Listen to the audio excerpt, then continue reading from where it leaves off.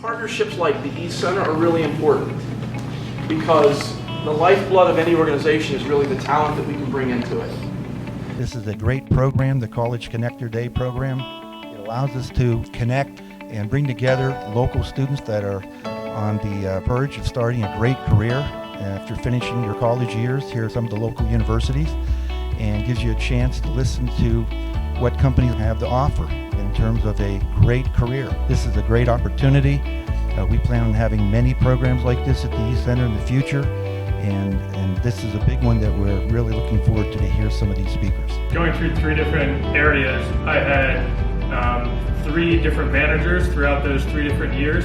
So being able to learn how others manage and what motivates me as I move forward into my career. There's certainly things that I really liked and added, and certainly things that I was turned off to and didn't work for me. But hoping to grow into a future potential manager someday, having so many different managers and mentors over the course of my own career. Things you do stay with you much longer than they did when I was your age. Between technology, social media, videos, pictures, you have to be very cautious in regards to what you're doing and how it can stick with you. I can speak from experience. Whenever I'm interviewing a candidate, I always Google their name. I look in LinkedIn to see if I know someone that they know that I can get a fine reference for. So just keep that in mind. The best advice I got early on was just to don't be afraid to ask questions. So banking is littered with jargon.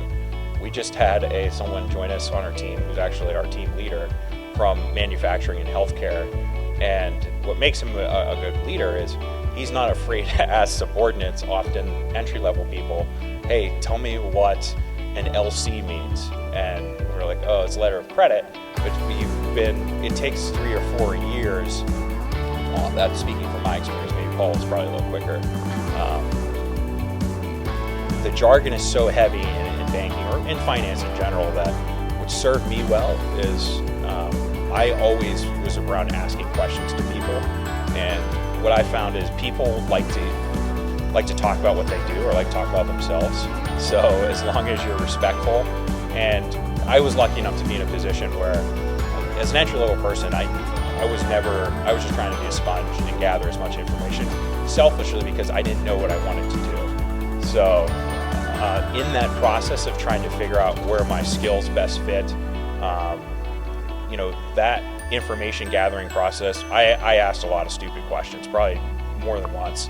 But that's how you, gather knowledge and truly understand the organization, because I believe that if I wasn't able to do that, I have to understand so many different areas based on investor relations, that if I didn't have those relationships in that process and didn't take the time to invest and get to know people, then I wouldn't be able to pick up the phone and call someone today and say, hey, how's your line of business doing? Can you tell me the truth about it?